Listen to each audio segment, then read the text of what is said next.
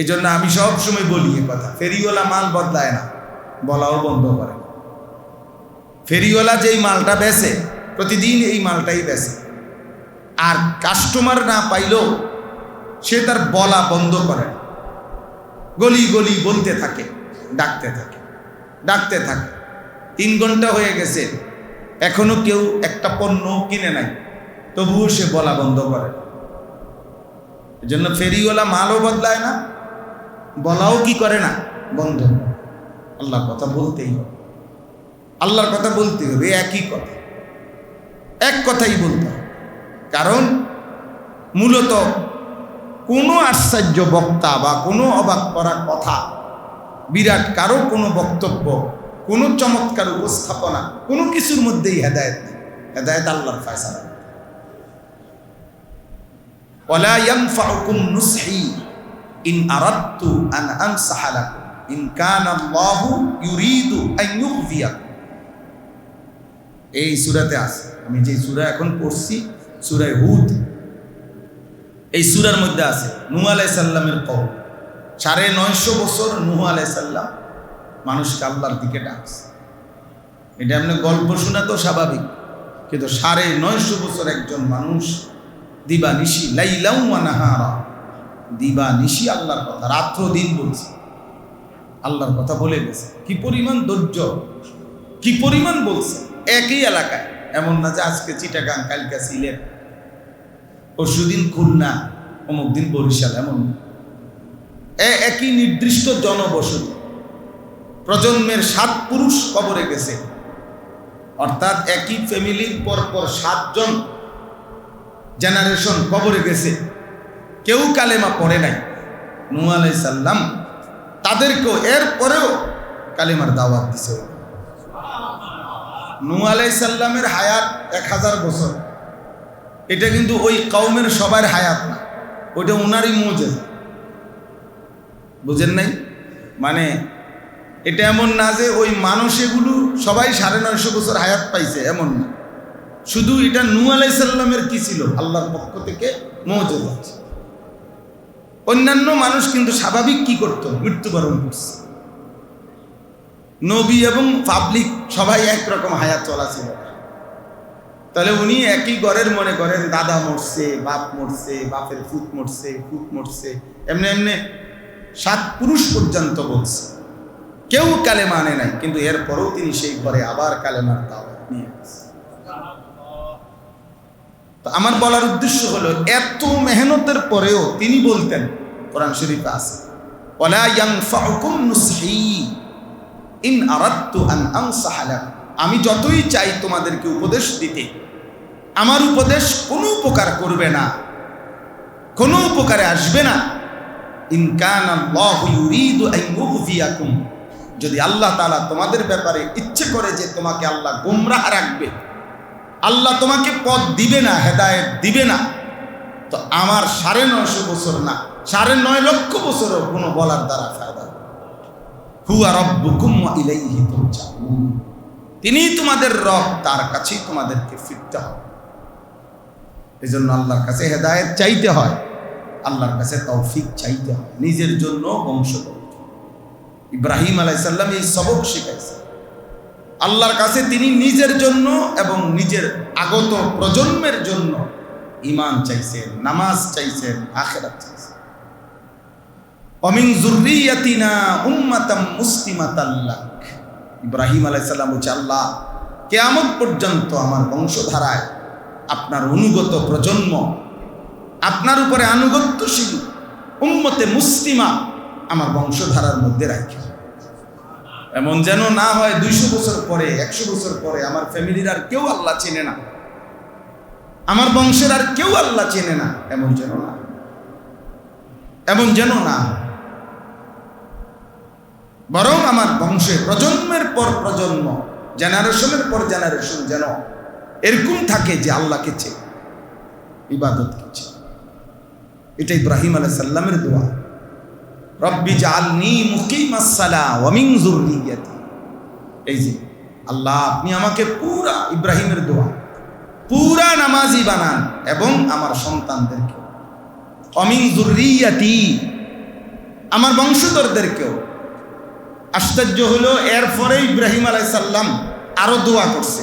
সূরা ইব্রাহিমে এখানে আরো দোয়া আছে, কিন্তু এইটা বলিয়া এই জায়গাতেই শুধু ইব্রাহিম আলাইহিস সালাম আল্লাহকে বলছে, আল্লাহ আমার আরো কথা আছে সেগুলো কইতে আসি, কিন্তু আগে এইটা রব্বানা ওয়া তাকাব্বাল দুআ আগে বলেন যে এইটা কবুল করেন, এইটা আগে ক্লিয়ার করেন। হিসাবটা বুঝছি, আমি বুঝছি আর কি, এটার অর্থ হলো এটা রব্বানা ওয়া তাকাব্বাল দুআ। নইলে আবার বলেন তুমি কথা না শেষ করবা, পুরা দোয়া না শেষ করবা মুনাজাত। ইব্রাহিম আলাইহিস সালাম বলছে না, হেডি পরে করব, আগে আপনি এটা ক্লিয়ার করেন, এটা কবুল করছেন এটা কর, বাকিগুলো দিবেন না দিবেন এটি পরে দিয়েন, বাকি আমার এটা আমার খুব দরকার, আমার নামাজ এবং আমার বংশধরের কি নামাজ। সুবহান রব্বানা ওয়া তাকাব্বাল দুআ। এই জন্য আব্বা এটা জরুরি বিষয় যে আল্লাহর দিকে মুতাওয়াজ্জহ হওয়া, শতভাগ মনোযোগী হওয়া। ওয়াহদি ইলাইহি মান ইউনিব। কোরআনুল কারীমের মধ্যে আছে আল্লাহ তাআলা মানুষকে আল্লাহর দিকে নেয় দুই ভাবে, হেদায়েত দেয় দুই ভাবে। আল্লাহু ইয়াজতাবি ইলাইহি মান ইয়াশা। আল্লাহ কাউকে ইচ্ছে করলে আল্লাহ নিজে বলতেছেন আমি কাকে ইচ্ছে করি, যাকে তাকে ডাইরেক্ট যেখানে থাকুক, যত নিকৃষ্ট জায়গায় থাকুক, আমার মন চাইলে ডাইরেক্ট তাই না আমি নিয়ে আসি। জাযবে না, এটা ইয়াজতাবি। আমি মন চাইলে একদম টান দিয়ে নিয়ে আসি, জাযবে ইলাহি, আসমানি আকর্ষণ। আল্লাহ ডাইরেক্ট টেনে নিয়ে আসে, যেমন যত উল্টাই হোক, এটা একটা আল্লাহর ইচ্ছা। 38 বছর আবু তালেব নবী সাল্লাল্লাহু আলাইহি ওয়াসাল্লামের খেদমত করছে। 38 বছর। 12 বছর বয়সে দাদা আব্দুল মুত্তালিব নবী সাল্লাল্লাহু আলাইহি ওয়াসাল্লামকে আবু তালেবের হাতে তুলে দিয়েছে। নবীজির যখন 50 বছর তখন আবু তালেব ইন্তেকাল করছে। তাহলে 12 থেকে 50 কয় বছর? 38 বছর। 38 বছর খেদমত করছে, কিন্তু আসমানওয়ালা বলছে আমি হেদায়েত দেব, যার ফলে চোখের পানির শেষ মুহূর্ত পর্যন্ত নবী সাল্লাল্লাহু আলাইহি সাল্লাম চোখের পানি ফেলছে।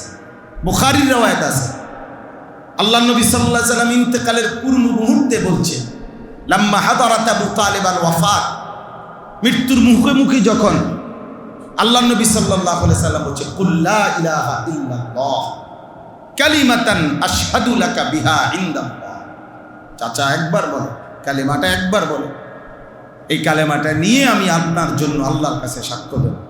আসলে আল্লাহ তাআলা বলছে না, হবে না, দেব না তো দেবই না। যাকে আমি হেদায়েত দেব না তাকে আমার শ্রেষ্ঠতম নবী বললেও, চোখের পানি ফেললেও আল্লাহ যেন বলছে বন্ধু আমি দেব না, আপনি আমার কলজার টুকরা, ঠিক আছে সব ঠিক আছে, তো আমি হেদায়েত দিতাম, হেদায়েত দিতাম না বলছি, আমার ইচ্ছা। আমি কারণও দর্শাবো না। আবু তালেবকে কেন ঈমান দেন নাই, কোনো কারণ দর্শাইছি না। কারণ কি আবার আপনার কাছে বলতে হবে না? আমার কাছে বলতে হবে কেন? আমি দেব না, মালিকের মন চাইছে দিবে না, বলছে দিবেই না, দেয় নাই।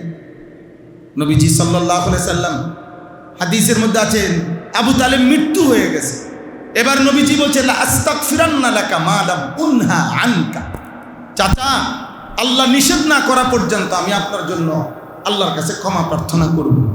নবীজি হাত তুলছে, আল্লাহ তাআলা কোরআনের আয়াত নাজিল করে বলছে নামান, হাত নামান, হাত নামান।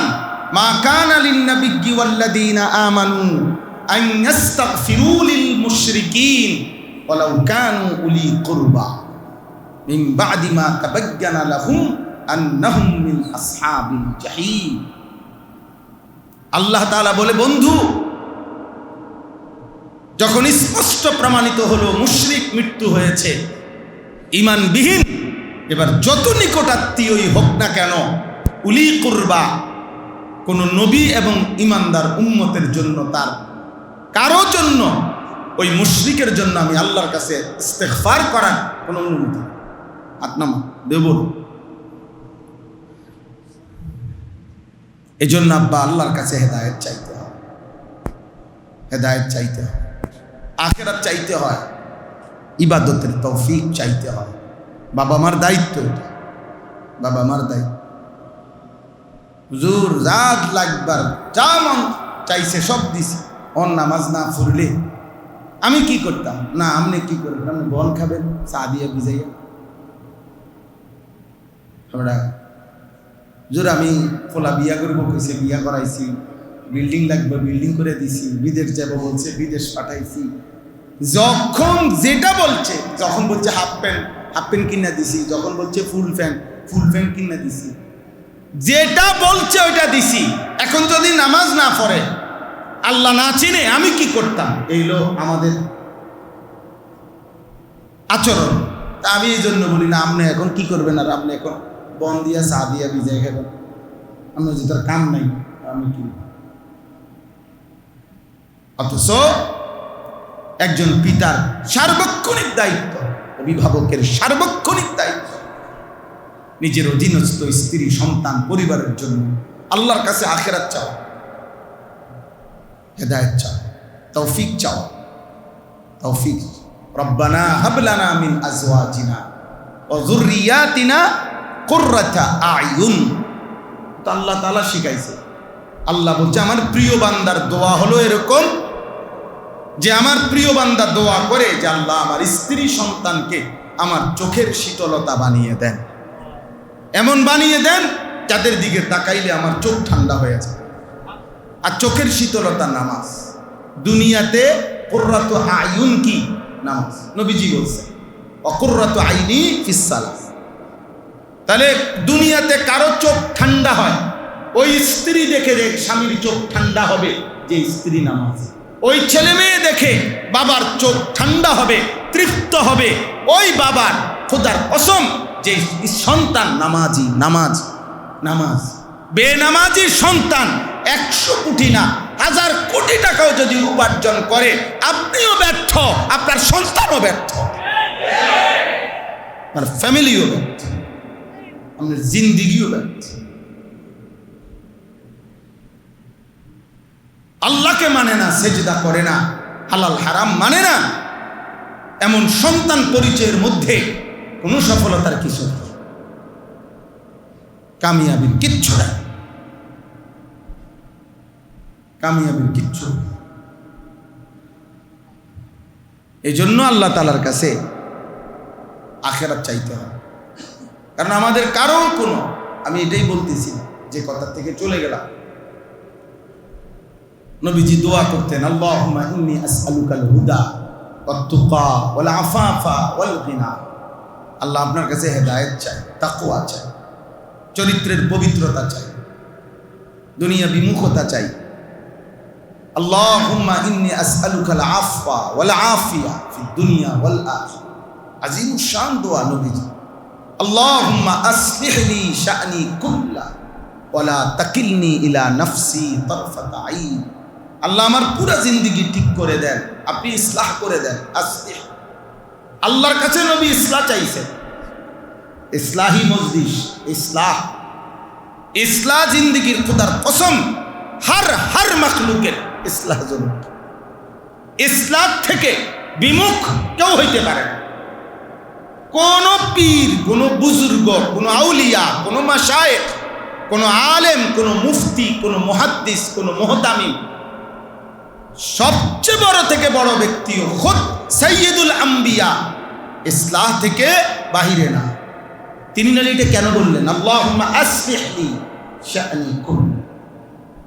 নবীজি বলছেন আল্লাহ আপনি আমার পুরো জিন্দেগি ইসলাহ করে দেন। ওয়ালা তাকিলনি ইলা নাফসি তারফাতা আইন, এক পলকের জন্য, চোখের এক পলকের জন্য আপনি আমাকে আমার হাতে ছেড়ে দিয়েন না, আমার হাতে আমারে ছেড়ে দিয়েন না।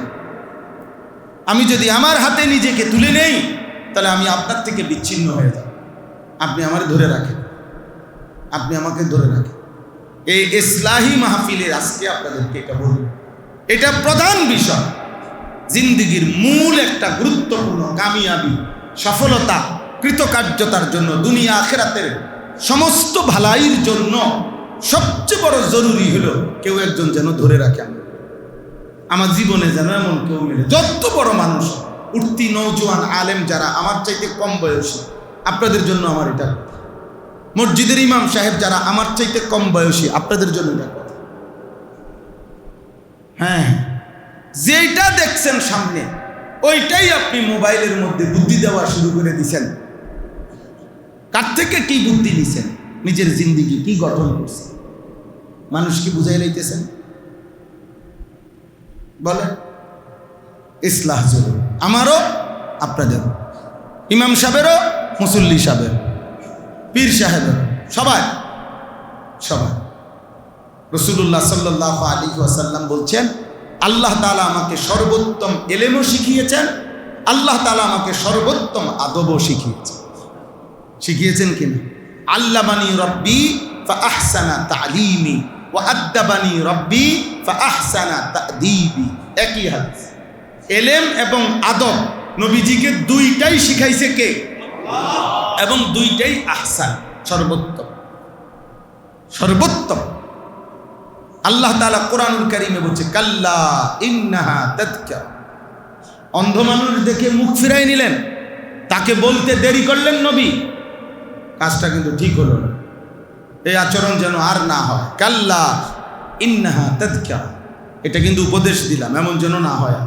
নবীজিকে বলছি, হাদিসে আছে। এরপরে এই সাহাবী আব্দুল্লাহ ইবনে উম্মে মাকতুম রাদিয়াল্লাহু তাআলা আনহুকে দেখলেই নবীজি, ও দূরে দেখলেই আগে কইতেন মারহাবা বিমান আতাবানি আল্লাহ, যার কারণে আল্লাহ আমারে ধরে বইছে, আরে মারহাবা, আসো তুমি আগে কথা কও। ওনাকে আগে জিজ্ঞেস করতেন, বলো তোমার কি কথা। তোমার দিকে আল্লাহ তাআলা সরাসরি নজর রাখছে। সুবহানাল্লাহ। অন্ধ সাহাবী। চলেন, এই জন্য আলহামদুলিল্লাহ এখানে অনেক উপযুক্ত মানুষ আছেন, আপনাদের সামনে কথা বলাও আমার জন্য কঠিন, কিন্তু শুধু মুজাকারা ওলামায়ে কেরামের সামনে। অর্থ হলো এটাই, ইসলাহ জরুরি, ইসলাহ জরুরি।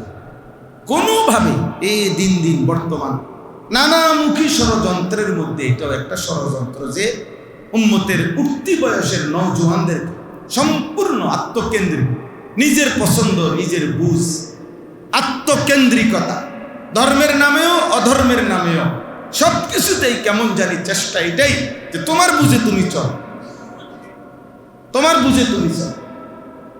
ভালো কাজও করবা তোমার বুদ্ধিতে, মন্দও করবা তোমার বুদ্ধিতে, কারোতে বুদ্ধি নিবা না, তোমার মাথায় তোমারটা, তোমার মোবাইলে তোমার 50টা দেখবা ছবি, মোবাইলের মধ্যে বিভিন্ন কিছু সার্চ করে দেখবা, দেখে যেটা ভালো লাগে, যেটা ভাল লাগে তোমার, তো যেটা ভাল লাগে। এখানে আবার জিজ্ঞাসা করবে কোনটা নাই, মোবাইলে তো সবই আছে। আমি তো এই জন্য বলি, বড় মোবাইলে এই পরিমাণ ভালো জিনিস আছে, হিসাবে তো এটা একবার বুকে লাগাইবার সাথে সাথেই এই লোকটার সাথে সাথে জুনায়েদ বাগদাদি, আব্দুল কাদের জিলানী হয়ে যাওয়ার কথা। কারণ এত লক্ষ ওয়াজ আছে এটার ভিতরে, এত ভালো কথা আছে, কই পরিবর্তন হয় না কেন? পরিবর্তন হয় না কেন?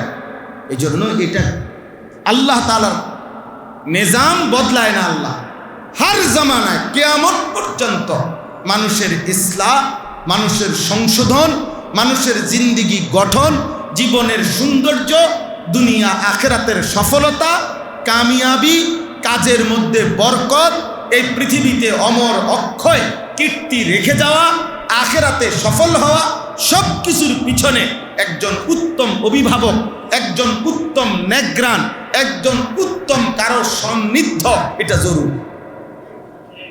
এটা কি বলেন না? আমার জন্য, আপনার জন্য, সবার জন্য এটা জরুরি। জরুরি এমন শব্দ ব্যবহার করছেন যে দ্বারা স্পষ্ট যে তাজকিয়া, আত্মশুদ্ধি, অন্তরের পবিত্রতা, জীবনের পবিত্রতা একাকী হয় না। এজন্য আল্লাহ তাআলা বলছেন, ওয়ালাউলা ফাদলুল্লাহি আলাইকুম ওয়া রাহমাতুহু মা যাকা মিনকুম মিন আহাদিন আবাদা। নিজে নিজে তোমরা কখনোই নিজেকে পবিত্র করতে পারবে না, আবাদান, কখনোই না। ওয়ালাকিন্নাল্লাহা ইউযাক্কি মান ইয়াশা, বরং আল্লাহ যাকে চান তিনি তাকে পবিত্র করে থাকেন। তাইলে এবার আল্লাহকে জিজ্ঞেস করেন, আপনি যাকে চান তাকে যে পবিত্র করেন, কিভাবে করেন? আল্লাহ বলেন আমি নবী পাঠাইছি, উনাকে জিম্মাদারি দিয়ে বলে দিয়েছি, আর তিনি ওয়াইজাক্কিহিম, তিনি তার উম্মত আমার বান্দাদেরকে পবিত্র করে থাকেন। তাহলে বোঝা গেল কেউ পবিত্র হবে, কেউ পবিত্র করবে। এই ধারা একজন মুজাক্কা, একজন মুজাক্কি, একজন মুরব্বী, একজন মুরব্বা, অর্থাৎ একজন সংশোধন করবে, আরেকজন সংশোধন হবে। একজন তালিম এলেম শিখাবে, আরেকজন এলেম গ্রহণ করবে। এই ছাত্রত্ব, শিষ্যত্ব, কারো না কারো অধীনস্থতা, এটা স্বীকার না করলে এলেমও হবে না, তাজকিয়াও হবে না। এই জন্য যত বুদ্ধিজীবী, যত পণ্ডিত আপনার নিজে নিজে বলতে গেছে, বুঝতে গেছে, নিজে নিজে গবেষণা করতে গেছে, অল্প সময়ের ব্যবধানে মাঠে মারা গেছে, বিতর্কিত হয়েছে, বিতর্কিত হয়েছে, বিতর্কিত হয়েছে। এই জন্য ভারতীয় উপমহাদেশের বিশ্ববিখ্যাত বুজুর্গ সৈয়দ সুলাইমান নদভী রহমতুল্লাহ আলাই, হাকিমুল উম্মত মুজাদ্দিদুল মিল্লাত হযরত মাওলানা শাহ আশরাফ আলী থানভী রহমতুল্লাহর অন্যতম খলিফা ছিলেন। এই উপমহাদেশে গোটা আরবের কাছে সর্বজন স্বীকৃত যে কয়েকজন বেশি গ্রহণযোগ্য আলেম ছিলেন, এর মধ্যে উনি একজন। আলী মিয়া নদভী একজন, সৈয়দ আবুল হাসান আলী নদভী, আর ইনিও একজন সৈয়দ সুলাইমান নদভী রহমতুল্লাহ আলাই। উনি বলছেন ইসলামের ইতিহাসে 1300 বৎসর, ওই সময় যে সময় উনি কিতাব লিখছে। কি হলো ভাই, সমস্যা কি? আবার আপনারা ভাইয়া এই ধাক্কা ধাক্কি করে বাকি মানুষগুলোর কষ্ট দিও না ভাই। নওজোয়ান ভাই ওইখানে বসো, নয়তো দোতলায় বসো, আব্বা দোতলায় বসো, কাউরে কষ্ট দিও না, শুধু শুধু এই ঝামেলা করো না। দোতলায় যাও আব্বা, দোতলায় যাও। আচ্ছা, তা তিনি বলছেন 1300 বৎসরের ইতিহাসে সৈয়দ সুলাইমান নদভী বলছে 1300 বৎসরের ইসলামের ইতিহাসে, মানে ওই আগের উনি যে সময় কিতাব লিখছে, কাজে আমি স্পষ্ট প্রমাণ করে দিতে পারবো কোন আল্লাহওয়ালার সোহবত ছাড়া, আল্লাহর কোন নেক বান্দার তত্ত্বাবধান ছাড়া দ্বীনি লাইনে যারা কাজ করতে গেছে প্রতিবারই তারা নিজেরাও গুমরা হইছে, হাজারো মানুষকে গুমরাহি করছে, গুমরাহি করছে।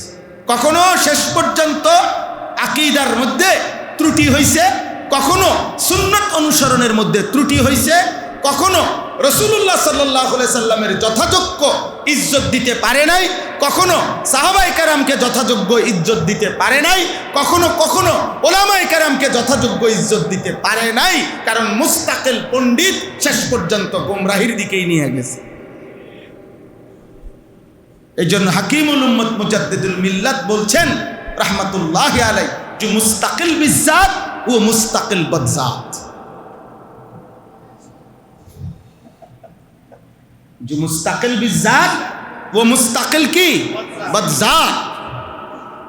যে মনে করে আমি স্বয়ং সম্পূর্ণ, থানভী রহমতুল্লাহ আলাইহি বলছে সে একটা স্বয়ং সম্পূর্ণ বদজাত। আমি একাই বুঝি, আমি একাই বুঝি না, আপনি একা বুঝেন না, আপনি একা বুঝতে পারেন না। ইন্নামাল ইলমু বিত্তাআল্লুম, যে বুখারীর riwayat, নবী সাল্লাল্লাহু আলাইহি সাল্লাম বলছেন ইলম হবেই একমাত্র ছাত্রত্ব, শিষ্যত্ব, তাআল্লুম, কারো কাছে বসার দ্বারা, কারো কাছে নিয়মতান্ত্রিক ছাত্রত্ব গ্রহণ করতে হবে, শিষ্যত্ব গ্রহণ করতে হবে, কারো তত্ত্বাবধানে নিজেকে গড়তে হবে, নিজেকে গড়তে হবে। আজকের পৃথিবী বিখ্যাত মনীষী শেখুল ইসলাম আল্লামা তাকি উসমানী দামাত বারাকাতুহুম, ওনার লিখনীতে আমরা পড়ছি, হযরত বলছেন আমি যখন সর্বপ্রথম কাদিয়ানীদের বিরুদ্ধে কিতাব লিখছি, একটা ছোট আমার আব্বাজানকে দেখাইছি, মুফতি শফি রহমতুল্লাহ আলাইহি, হযরত তখন ওই কিতাব মুতালা করে বলছে তাকি তোমার মাকসাদ কি আগে বলো, কাদিয়ানীদেরকে ইসলাহ করা মাকসাদ নাকি তাদের উপরে আক্রোশ, তোমার ভিতরের ঝাল মিটানো মাকসাদ? বলছে বুঝলাম না আব্বাজান। বলছে যদি মাকসাদ হয় যে না তাদের উপরে আমি আমার ঝাল মিটাইলাম, তাইলে ঠিক আছে, যেটা লেখছো, যেমনি লেখছো, যে আন্দাজে কোবাইছ, ঠিক আছে। বুঝেন নাই কথাটা? আর যদি মাকসাদ হয় কি ওদের ইসলাহ চাচ্ছ, তো এটা হয় নাই। আবার লেখ, মেরে শায়েখ মেরে ওয়ালেদ, মেরে ওয়ালেদ মেরে শায়েখ, কিতাব আছে সুন্দর, এটা বাংলা অনুবাদ আছে, আপনিও পড়েন, এত মজা পাইবেন, ছোট সুন্দর। আমার আব্বা আমার শায়েখ, আল্লামা তাকি উসমানী সাহেব মুফতি শফি রহমতুল্লাহর উপরে এটা লিখছে, আমার আব্বা আমার শায়েখ, মাকতাবাতুল আশরাফ থেকে প্রকাশিত, অনেক সুন্দর। যাই হোক, আমার এই প্রসঙ্গটা একটা প্রসঙ্গ আমি বললাম। তাহলে এক নাম্বার আমি বললাম আপনাদের কাছে, এই নওজোয়ান ভাই আছেন, সাধারণ শ্রেণী ইমানদার মুসলমান আছেন, ওলামায়ে কেরামও আছেন, আমরা সবার জন্য আমাদের জীবনের ইসলাহ সংশোধনের জন্য একজন উপযুক্ত মুত্তাকি আল্লাহওয়ালা বুজুর্গের ধারাবাহিক সান্নিধ্য আসা যাওয়া আমাদের জন্য কি জরুরি। আল্লাহ আমাদেরকে এমন নিয়ামত দান করেন, আমরা খুঁজলে চাইলে পাবেন, কোনো সন্দেহ নাই। অকুনু মা'আস সাদিকিন, এটা কোরআনের আয়াত। কুনু এই শব্দটা দাওয়াম, ইস্তেমরা, অতএব এটা কোনো কালেই বন্ধ হবে না, বন্ধ হবে না। অতএব আল্লাহর এই জমিনে আপনি সান্নিধ্য গ্রহণ করতে চান, এরকম নেককার মুত্তাকি আল্লাহওয়ালা নাই, এ কথা যদি আপনি বলে ফেলেন, সিদ্ধান্ত নিয়ে ফেলেন বুঝে শুনে, তাহলে এটা যেন আপনি কোরআনের এই আয়াতকে অস্বীকার করেন। আল্লাহ বলছেন প্রত্যেক জামানার ইমানদারকে যে আল্লাহর নেক বান্দা, প্রিয় বান্দার, সত্যবাদী বান্দার সঙ্গী হয়ে থাকো। এখন আপনি বলতেছেন না, এরম মানুষ এখন আর কি নাই, তাহলে বোঝা গেল কোরআনুল কারীমের এই আয়াতকে আপনি প্রকারান্তরে অস্বীকার করছেন কিনা। তাহলে অতএব জমিনে আল্লাহ তাআলার এই নিজাম, জমিন যতক্ষণ আছে, আসমান জমিন আছে, সূর্য চন্দ্র আছে, অতএব আল্লাহর প্রিয় বান্দা মুত্তাকি আপনাকে সংশোধন করার মতো লোক এই জমিনে আছে, আছে কিনা বলেন। আমার ঢালকানগর শায়েখ আরিফ বিল্লাহ হযরত মাওলানা শাহ আব্দুল মতিন বিন হুসাইন হযরত দামাত বারাকাতুহুম, তিনি বলছেন যে হার জামানায় আল্লাহ তাআলা তার এই ইসলাহের দায়িত্ব আদায় করার জন্য প্রত্যেক জামানায় উপযুক্ত মুসলিহ মুরব্বী আল্লাহ তাআলা নির্ধারণ রেখেছেন, নাম বদলায়। এক জামানা বাইজিদ বুস্তামি, আব্দুল কাদের জিলানি, তো আরেক জামানা আহমদ শফি, জুনায়েদ বাবুনগরী, নাম বদলাইতে পারে, কিন্তু ইসলার ধারাবাহিকতা চলতেই থাকে, চলতেই থাকে, এটা থাকবেই, শুধু নাম বদলাইছে। এবং হযরত এটাও বলছেন হার জামানায় মানুষের শরীর, স্বাস্থ্য, মেজাজ, যোগ্যতা অনুপাতে আল্লাহর প্রিয় বান্দাগণ ইসলার ধরন বদলাইতে পারে, ধরন বদলাইতে পারে। এই কারণে আপনি যদি বলেন না ওনার হেই জুনায়েদ বাগদাদি কই পাইব, তো এখন আর হেই হওয়াদের মুরিদ পাইব। জুনায়েদ বাগদাদি যেহেতু নাই, মুরিদ তো ওই জাতের নাই, বুঝেন না কথাটা। আমি যদি এখন আপনি আমার কাছে মুরিদ হইছেন, আমি আপনারে বললাম টানা 1 মাস সকালে 1 লক্ষ বার লা ইলাহা ইল্লাল্লাহ, মাগরিবের পরে 1 লক্ষ বার লা ইলাহা ইল্লাল্লাহ পইরা 1 মাস পরে আবার দেখা করব, আপনি বলুন তোমার মতো ফিরে গোষ্ঠী গিলাই যা বেড়া, বেড়া আকল নাই, ফতার নাই, বেড়া একটা কইয়া দিছে বেড়াই। আমি 1 লাখ বার আমি সকালে মাগরিবের পরে 1 লাখ করতে গেলে আমার বাজার করবো কি, ব্যবসা করবো কি, দোকান করবো কি, আমার সব কিছুর মধ্যে তো লাল বাতি চলে যায়।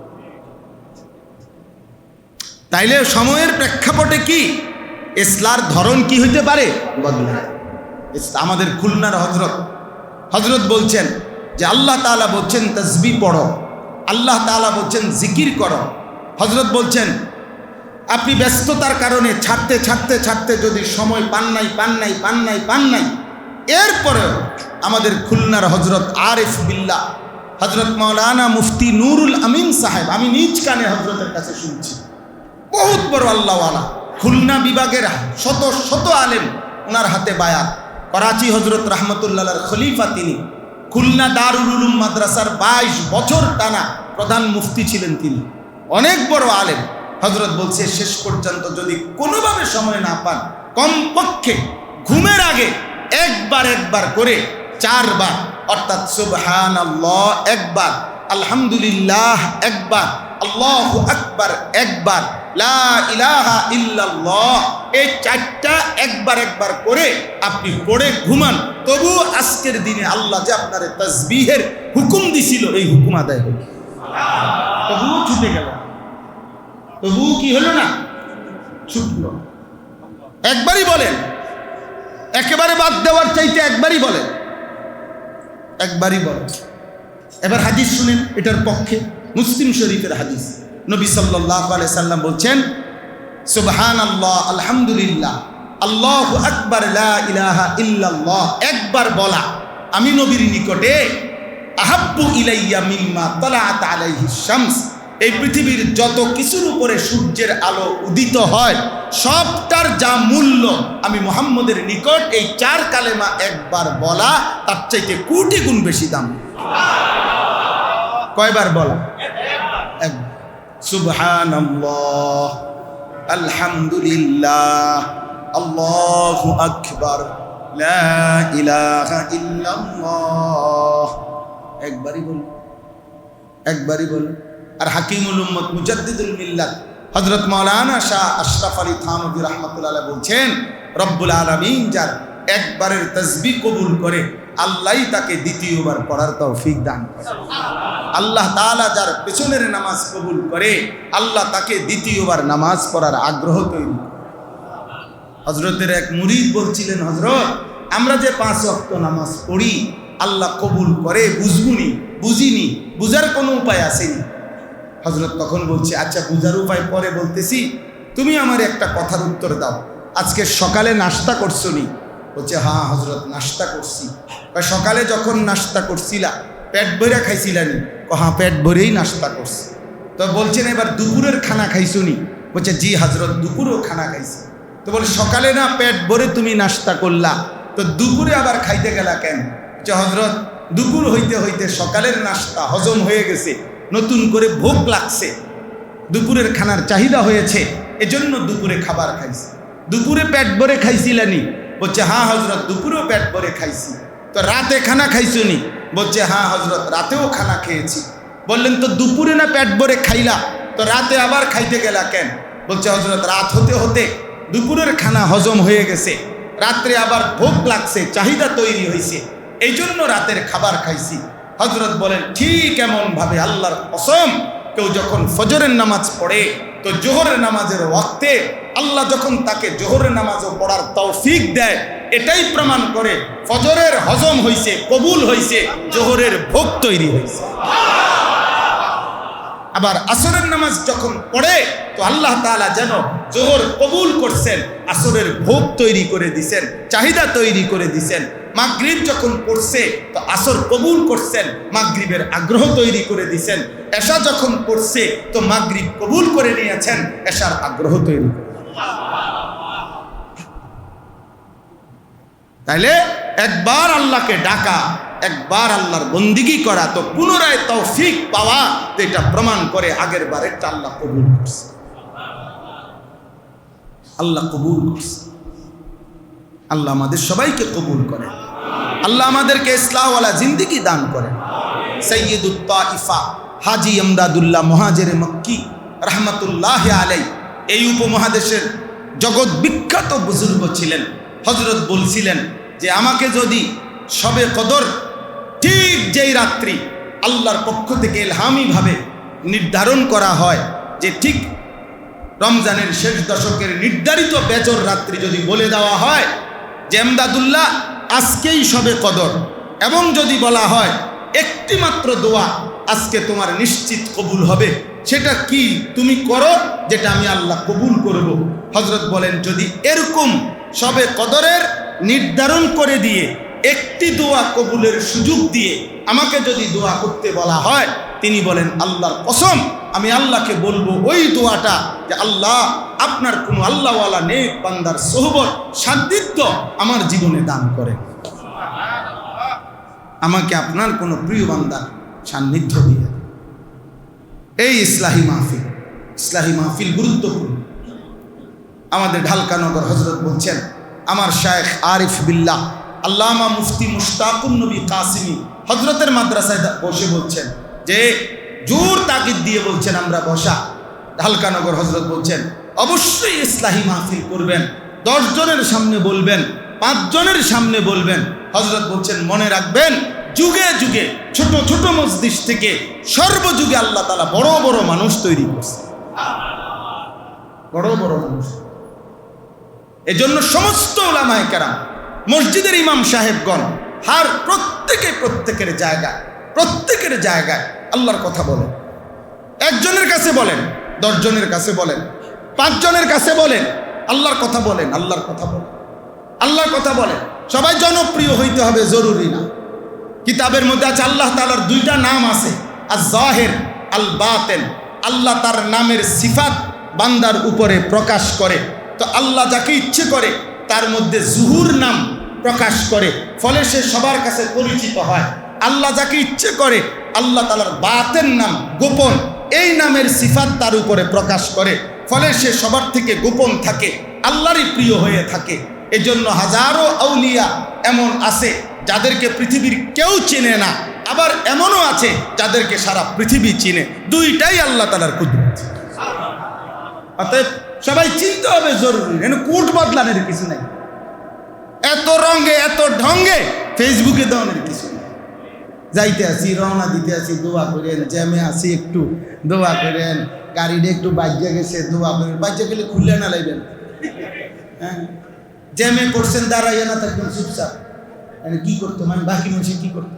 জ্যামে পড়ছে ব্রাহ্মণবাড়িয়া ময়মনসিংহের মানুষ ওটালে দোয়া করতো, আল্লাহ ব্রাহ্মণবাড়িয়ার জ্যাম চলে এটা তামাশা, এ তামাশা তামাশা। অতএব সবাই চিনতে হবে কি না জরুরি, এটা জরুরি না। আমি অনেক উলামায়ে কেরাম দেখলাম, দেখা আমার মনের আবেগটা আমি বলব। আপনারা প্রত্যেকে ইনশাআল্লাহ প্রত্যেকের যায় আনফাসে ঈসা কিতাব আছে, হাকিমুল উম্মত থানভী রাহমাতুল্লাহ আলাইহি মালফুজাতের কিতাব, ওইখানে স্পষ্ট আছে হাকিমুল উম্মত বলছে যে হে আল্লাহর বান্দা, উম্মতের যারা দায়ী আপনারা প্রত্যেকের জায়গায় যেইভাবে যে যাকে সামনে পান আপনার আল্লাহর কথা বলেন, আল্লাহর কথা বলেন। দাওয়াত ও তাবলীগের সাথীরা বছরের পর বছর ধরে আল্লাহর দ্বীনের দাওয়াত ছড়িয়ে দিচ্ছে। আজকে সময়ের প্রয়োজন যে এর চাইতে বেশি সংখ্যক আরো ব্যাপকভাবে উলামায়ে কেরাম, তোলাবায়ে কেরাম, সাধারণ আওয়াম আমাদের প্রত্যেকের জায়গায় উচিত আমরা জবান খোলা। কেউ 1 জনকে বলবেন, কেউ 10 জনকে বলবেন, কেউ 1 লক্ষকে বলবেন, কিন্তু মানুষকে আল্লাহর কথা বলা, মানুষকে আল্লাহর দিকে ফেরানোর চেষ্টা করা।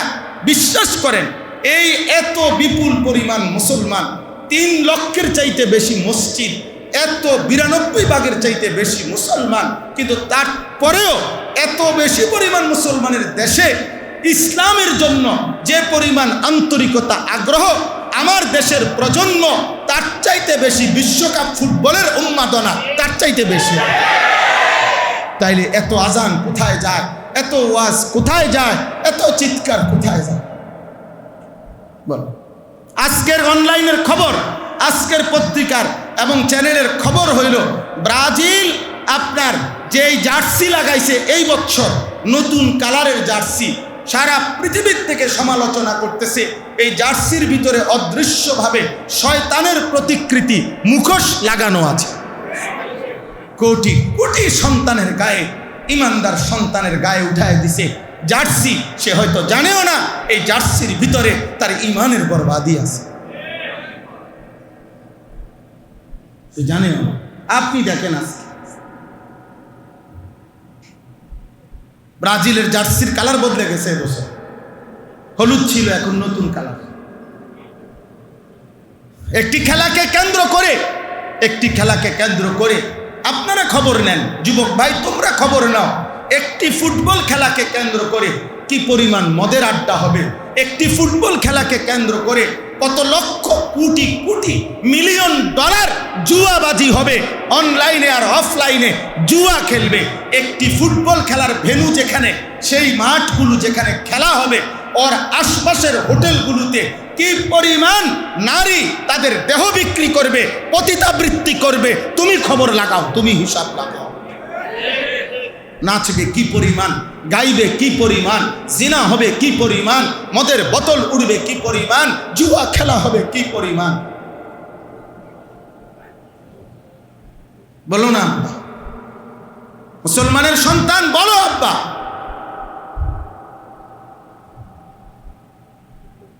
কি কারণ? 3 দেশে মিলে 3টা উদ্বোধনী অনুষ্ঠান হবে, 3টার মধ্যেই অর্ধ উলঙ্গ নারী নাচবে, উত্তাল নাচ হবে। তো ফুটবলের খেলার সাথে নাচের কি সম্পর্ক? কথা বলেন না। ফুটবল খেলার সাথে মদের বোতলের কি সম্পর্ক? ফুটবল খেলার সাথে নারীর অস্থিরতার, জিনার, ব্যভিচারের কি সম্পর্ক? তদুপরি সারা পৃথিবীর একজন বিবেকবান মানুষ বলুক, এই আন্তর্জাতিক এই ফুটবল খেলার দ্বারা ইসলাম আমনে রাখেন, কোরআন সুন্নাহ রাখেন, এমনিতে স্বাভাবিক বিবেচনায় মানবতার কি কল্যাণ, মানুষের কি কল্যাণ, এইটা বলেন। এটার মধ্যে কি কল্যাণ? এর দ্বারা কি পৃথিবীতে যুদ্ধ বন্ধ হবে? এর দ্বারা কি পৃথিবীতে শান্তি আসবে? এর দ্বারা পৃথিবীতে মানবতার, হিউম্যানিটির, মানবতার কোনো কল্যাণ আসবে কিছু? তো কি সেটা কি? সেটা কি? আমার ভাই বলো, বাইরে অনেক ছেলে আসো, তোমাদেরকে বলি ভাই, মুসলমানের সন্তান তোমরা বলো, ব্রাজিল এবং আর্জেন্টিনার সাথে আমাদের ধর্মের কোনো সম্পর্ক নাই, ইসলামের কোনো সম্পর্ক নাই, কোরআনের কোনো সম্পর্ক নাই। আচ্ছা রাখো এটা, আমার বাংলাদেশের, আমার মাতৃভূমির আর্থিক উন্নতি অথবা সামাজিক উন্নতি অথবা নৈতিক উন্নতি, আমদানি রফতানির কোনো বৃদ্ধি ব্রাজিল আর্জেন্টিনার সাথে কি?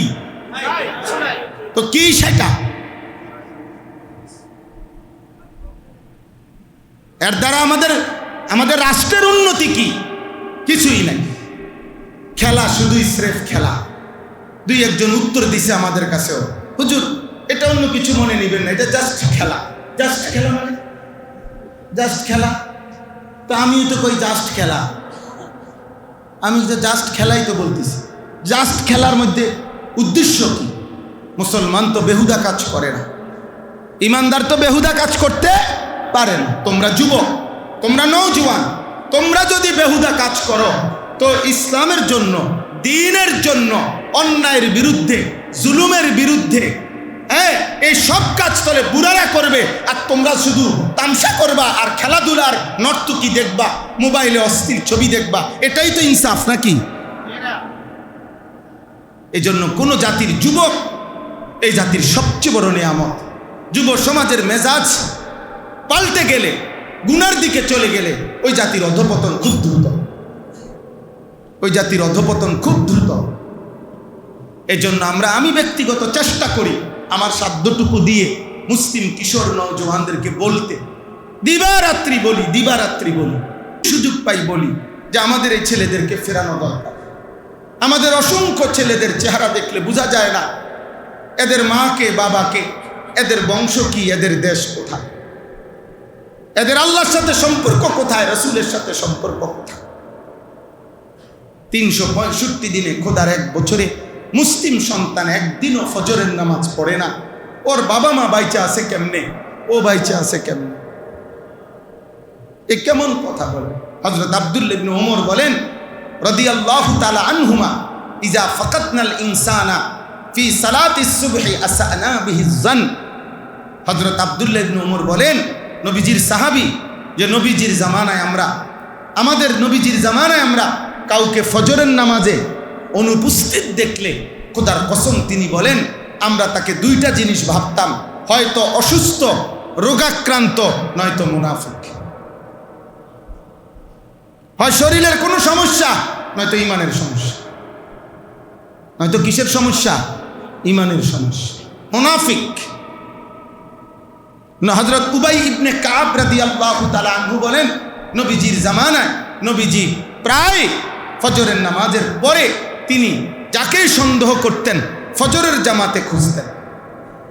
ফজরের জামাতে না পেলে নবীজি বলতেন, নিশ্চয়ই এশা এবং ফজরের নামাজ মুনাফিকদের জন্য আদায় করা কঠিন। এই কথাটা বলতেন। বিশুদ্ধ হাদিস, আল্লাহ নবী সাল্লাল্লাহু আলাইহি সাল্লামের বিশুদ্ধ হাদিস।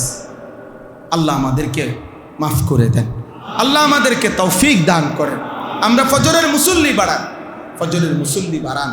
প্রত্যেক মসজিদের ইমাম সাহেব, মুয়াজ্জিন সাহেব, মসজিদ কমিটি, মসজিদ মহল্লার নওজোয়ান যুবক ভাই সবাই মিলে ঘরে ঘরে বন্ধুদের সাথে সম্পর্ক করো, ফজরের মুসল্লি বাড়াও।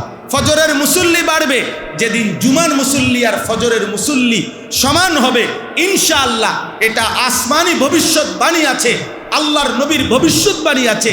সেদিন দাজ্জালের বিরুদ্ধে ইমানদার মাহদী এবং ঈসার চূড়ান্ত বিজয় হবে। আল্লাহর পুরা জমিনে কালেমার পতাকা উড়বে ইনশাআল্লাহ, ইনশাআল্লাহ। আরেকটা জিনিস মনে রাখবেন, নবী সাল্লাল্লাহু আলাইহি সাল্লাম যা বলেছেন তা তো হবেই।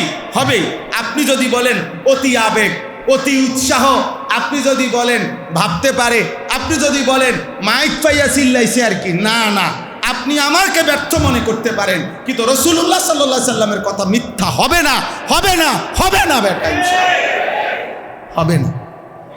নবী সাল্লাল্লাহু আলাইহি সাল্লাম বলছে ফজরের মুসল্লি মাহদীকে খুঁজে পাবে, ফজরের মুসল্লি ঈসাকে খুঁজে পাবে, ফজরের মুসল্লি মাহদী এবং ঈসাকে সাথে নিয়ে দাজ্জালের বিরুদ্ধে, ইহুদিদের বিরুদ্ধে চূড়ান্ত লড়াই করবে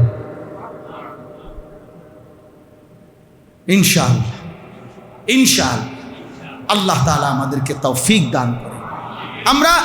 আমরা আমাদের জিন্দেগির সংশোধন দরকার। সারা পৃথিবীর আমরা মুসলমান, এখানে যারা আমরা আছি ভাইয়া, আমাদের প্রত্যেকের আমাদের জীবন আমরা সুন্দর করা দরকার। তিনটা জিনিস আমাদের জীবন: 1 নাম্বার ঈমান, 2 নাম্বার তাকওয়া, 3 নাম্বার ইস্তিগফার ও তাওবা। 1 নাম্বার আখিরাতের সফলতার জন্য প্রথমত ঈমান জরুরি, দ্বিতীয়ত তাকওয়া মানে গুনাহ থেকে মুক্ত থাকা, ইবাদতে লেগে থাকা। গুনাহ আমি করব না, আমল আমি ছাড়ব না, এর নাম কি? তাকওয়া।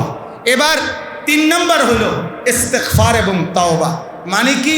মানে এই মাঝখানের যে কথাটা আমি বলছি, গুনাহ আমি করব না, আমল আমি ছাড়ব না, এটা তো আমি বললাম, এটার উপরে তো আমি মজবুত আছি, আমি তো অব্যাহত চেষ্টা করছি, কিন্তু এটাই বাস্তব যে শত সতর্কতা, শত চেষ্টা, শত সচেতনতার পরেও আমার দ্বারা গুনাহ হবে, আমার আমল ছুটবে। আল্লাহ বলছে কোনো অসুবিধা নাই, যখনই গুনাহ হবে ইস্তিগফার করো, গুনাহ ছেড়ে দিয়ে মাফ চাও।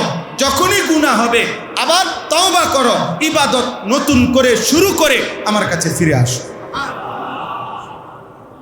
কয় জিনিস?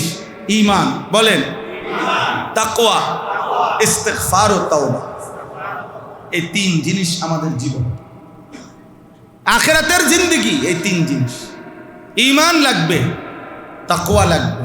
যখনই তাকওয়া ছুটবে ইস্তিগফার ও তাওবা দিয়ে ঠিক করে নেবে। কোনো ব্যক্তি মনে করেন যদি বলে যে উনি আজকে 40 বছর যাবত এত বড় আল্লাহর ওলি, যে উনি সবসময় ওযু অবস্থায় থাকে, এমন আল্লাহর নেক বান্দাদের নাম পৃথিবীতে আছে না? হ্যাঁ, তাহলে বোঝা গেল উনি কোনোদিন পেশাব করে না, উনি কোনোদিন বাথরুমে যায় না। কে লেগে যাবে? উনি না 40 বছর সর্বদা ওযুর উপরে আছে, তো তুমি পেশাব করলে ওযু তো থাকলো না, ওযু অবস্থা। বুঝাই গেল, এর অর্থ হলো এটাই বুঝাইতে চাচ্ছে, যখনই ওনার ওযু ছুটে যায় উনি সাথে সাথে কি করে ফেলে? ওযু করে ফেলে। এমন লোকের মাঝখানের এই 2 মিনিট, 10 মিনিট, আধা ঘন্টা, 20 মিনিট ওযুবিহীন না থাকাকে ওযুবিহীন না থাকা হিসাবে গণ্য হয় না, মাঝের গ্যাপটাকেও ওযুওয়ালাই বলা হয়। তো ঠিক তেমনি ভাবে আমি তো বন্দেগী করেই যাব, আমি গুনাহ ছাড়তেই থাকবো, কিন্তু আমার জিন্দেগির সিদ্ধান্ত যখনই গুনাহ হবে তখনই আমি আবার ঘুরে দাঁড়াবো, যখনই গুনাহ হবে আমি ছেড়ে দিয়ে মাফ চেয়ে নতুন করে আবার ইবাদত শুরু করে দেব। তো আসমানওয়ালা বলবে, ফেরেশতা আমার বান্দা পুরা মৃত্যু পর্যন্ত গুনাহবিহীনই ছিল, ইবাদতওয়ালাই ছিল। ফেরেশতা যদি বলে মাঝে মাঝে যে গুনাহ করছে, আল্লাহ বলবে না, মাঝে মাঝে গুনাহ করছে এদূর দেখছো, ইস্তিগফার করছে যে দেখো নাই, তাওবা করছে যে দেখো নাই, ও চোখের পানি দেখো নাই, ও কানছে যে দেখো নাই। আল্লাহ আমাকে কবুল করেন। অতএব আব্বা, এটা জরুরি, ইস্তিগফার ও তাওবা আমাদের জিন্দেগির জন্য। গুনাহ আমাদের হবে, কিন্তু গুনাহ আমার সিদ্ধান্ত থাকতে হবে, আমি ডিটারমাইন। মায়ের সিদ্ধান্ত এই বাচ্চা এটাকে হাঁটা শিখাইতে হবে। এই জন্য বাচ্চা এটা 10 কদম হাঁটা পড়ে গেছে, মা আবার ঘুরে দাঁড় করাইছে, সে আবার দাঁড়াইছে। এবার 20 কদম হাইটা পড়ে গেছে, আবার ঘুরে দাঁড়াইছে। এবার 30 কদম হাইটা পড়ে গেছে, আবার ঘুরে দাঁড়াইছে। এবার 40 কদম হাইটা পড়ে গেছে, আবার ঘুরে দাঁড়াইছে। এভাবে এটাই সহজ হিসাব যে হাঁটার গতি, হাঁটার পরিমাণ বাড়ে, পড়ে যাওয়ার পরিমাণ কমে।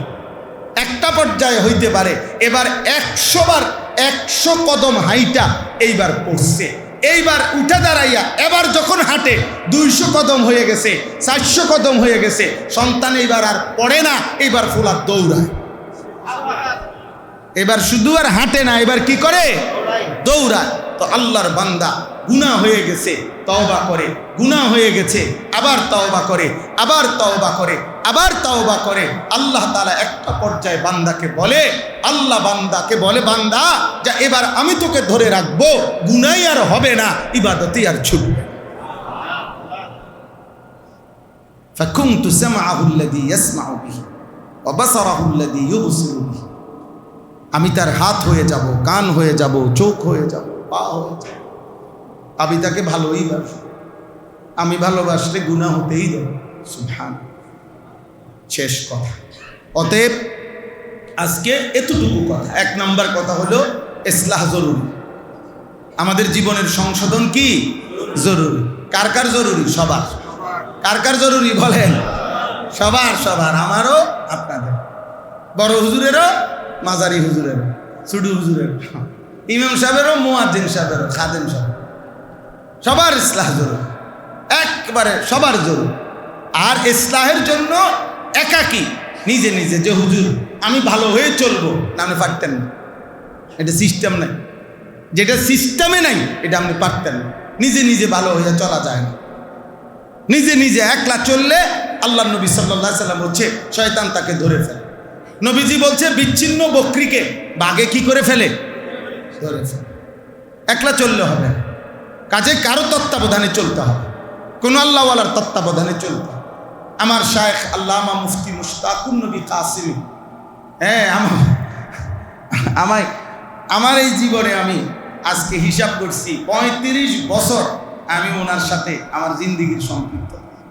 35 বছর একদিন আমায় জীবনে অসংখ্যবার এমন এমন বুদ্ধি নিয়ে ওনার কাছে বলছি, হ্যাঁ হুজুরে আমার শত শত বুদ্ধি শায়েখে থামাই দিছে, প্রথম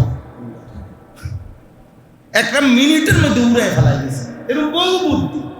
তা আমার একজন বলছে, মানে আমি নিজেও বুঝি যে শুধু আমি যদি আমার বুদ্ধিতে দিনই কাজ করতে, একটা ফ্যাঁস ফুস লাগিয়া গেল, অনেক কিছুই কি বেড়াতারা লাগিয়া কিচ্ছুই হলো না।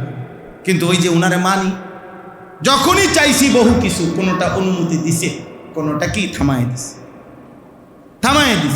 আলহামদুলিল্লাহ। এতে জিন্দিগি সুন্দর হয়েছে, এতে জীবন ভালো চলছে, আল্লাহর দয়ায়, আল্লাহর দয়া, আল্লাহর ফজল, আল্লাহর ফজল। আল্লাহ সমস্ত উলামায়ে কেরাম, বিশেষ করে উঠতি উলামায়ে কেরাম, আপনারা আল্লাহওয়ালা উলামায়ে কেরামের তত্ত্বাবধানে নিজের দ্বীনি কাজের ফিকির করেন। ফেসবুক দিয়া হবে না, ফেসবুক দিয়া, ইউটিউব দিয়া হবে না আব্বা, এগুলা থাকবে না, এগুলা থাকবে না। আমার বয়স 45 বছর, আমি এই ব্রাহ্মণবাড়িয়ার ছাত্র, আমি দারুল আরকামের ছাত্র। সর্বপ্রথম যেই ছাত্রদেরকে দিয়ে দারুল আরকাম মাদ্রাসা শুরু হয়েছে, আমি সেই বেইসের ছাত্র। আমি 1993 বেইসের ছাত্র, আমাদেরকে দিয়েই দারুল আরকাম মাদ্রাসা শুরু হয়েছে। আমার শায়েখ, আমার উস্তাদ আল্লামা শায়েখ সাজিদুর রহমান দামাত বারাকাতুহুল আলিয়া হযরত আমগরি দিয়ে আমরাই প্রথম ছাত্র এই মাদ্রাসা। হ্যাঁ, তাহলে আমি তো এটা চিনি এই ব্রাহ্মণবাড়িয়া, আলহামদুলিল্লাহ। এই জন্য এটা আপনাদের কাছে আমানতের সাথে, ইনসাফের সাথে বলতেছি, আমরা প্রত্যেকেই আল্লাহওয়ালার তত্ত্বাবধানে থাকবো ইনশাআল্লাহ। বলেন ইনশাআল্লাহ। আর দ্বিতীয় নাম্বার, এই আয়াতগুলো সামনে রেখে তর্জমা বলে দিচ্ছি এক্ষুনি, বাকি আমার মূল বক্তব্য এই আয়াত। সূরা হুদের 5টা আয়াত আমি পড়ছি একটা কথাই বলার জন্য, যে আমাদের জীবনের মোট 3টা অংশ। কয়টা অংশ? 1, ঈমান। বলেন কি? ঈমান। ঈমান যেন ঠিক থাকে, কুফর যেন না হয়, শিরিক যেন না হয়। কি করলে কুফর হয়, কি করলে শিরিক হয়, এটা আপনি দুয়ে দুয়ে কত 6, চারে চারে কত 12, এইটা যেমন স্পষ্ট আপনার কাছে, খোদার কসম কুফর কি করলে হয়, শিরিক কি করলে হয়, এটা এমন স্পষ্ট হওয়া উচিত। এখন যে দুপুর, এটা আপনাদের কাছে ক্লিয়ার তো কি? এখন এটা যেমন স্পষ্ট, এরকম স্পষ্ট হওয়া উচিত।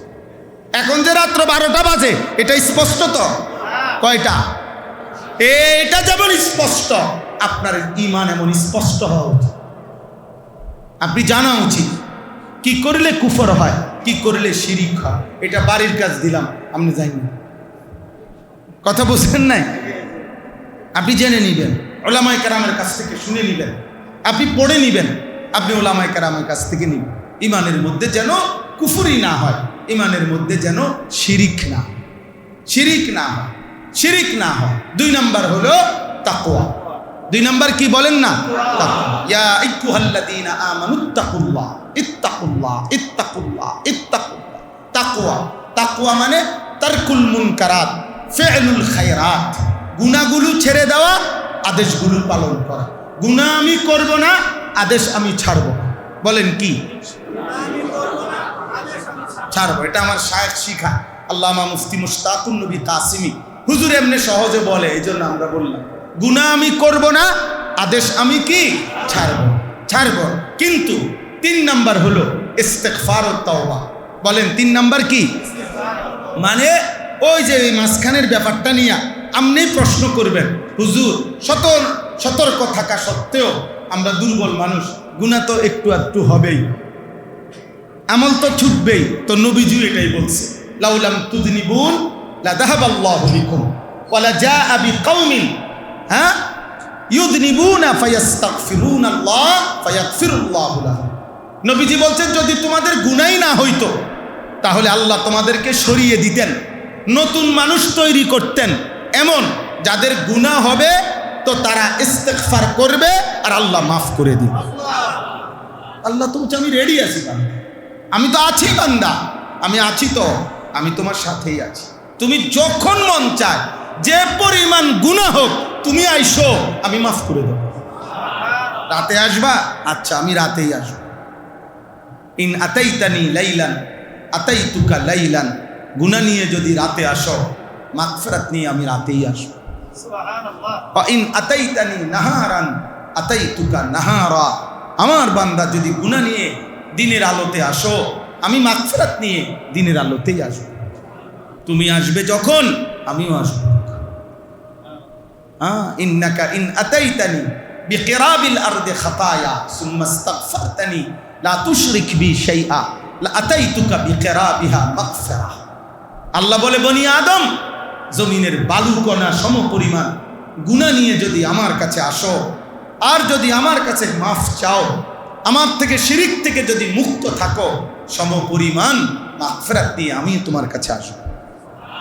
ইন্নাল্লাহা ইয়াবসুতু ইয়াদাহু বিল-লাইল লিয়াতুবা মুসিউন নাহার ওয়া ইন্নাল্লাহা ইয়াবসুতু ইয়াদাহু বিন-নাহার লিয়াতুবা মুসিউল লাইল। নবীজি বলেন, আল্লাহ তাআলা রাত গভীরে তার কুদরতি হাত বাড়ায়া দেয়, আয় বান্দা, সারা দিন যা গুনাহ করেছো, এখন মাফ চাও, মাফ করে দাও, মাফ করে। দিনের আলোতে আল্লাহ হাত বাড়িয়ে রাখে, কুদরতি হাত, বান্দা সারা রাত যারা গুনাহ করেছো, আও আমার কাছে, গুনাহ ছেড়ে দাও, তওবা করো, আমি মাফ করে দাও। তাহলে 3 নাম্বার হলো ইস্তিগফার ও তাওবা। বলেন না, এটাই শেষ কথা। ইস্তিগফার ও কি তাওবা, ইস্তিগফার ও তাওবা। এখন ইস্তিগফার তাওবা কাকে বলে? একদম সহজ কথা, এটা স্পষ্ট বুঝতে হবে। ইস্তিগফার ও তাওবা মানে হলো, ইস্তিগফার মানে হলো গুনাহ ছেড়ে দিয়ে মাফ চাওয়া। বলেন, বলেন, আবার বলেন, এটারে কি বলে? ইস্তিগফার। ইস্তিগফার গুনাহ ছেড়ে দিয়ে কি চাওয়া? মাফ চাওয়া। তাওবা মানে কি? তাওবা মানে হলো পুনরায় ইবাদত শুরু করে আল্লাহর কাছে ফিরে আসা।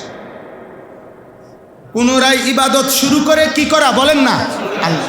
বলেন, তাওবা মানে কি? পুনরায় ইবাদত শুরু করে আল্লাহর কাছে ফিরে আসা। তাহলে এই 2টা যদি পূর্ণ হয়, তাইলে সেইটারে বলে সার্থক, যথার্থ তাওবা, যথার্থ ইস্তিগফার। ইস্তিগফারে হাকিকি। তাওবাতুন নাসুহা, এটা অর্থাৎ ইস্তেগফার মানে গুনাহ ছেড়ে দিয়ে মাফ চাওয়া, আর তাওবা মানে ইবাদত শুরু করে কি চাওয়া, আল্লাহর কাছে ফিরে আসা। প্রথমত গুনাহ ছেড়ে দিতে হবে, দ্বিতীয়ত আপনি পুনরায় ইবাদত শুরু করে দিতে হবে। ওয়া ইন্নী লাগাফফারুন লিমান তাবা ওয়া আমানা ওয়া আমিলা সালিহা, কোরআন শরীফের আয়াত। আমি তার জন্য গাফফার, যে তওবা করলো, আমার কথা মেনে নিল, ওয়া আমিলা সালিহা, বন্দেগী শুরু করো।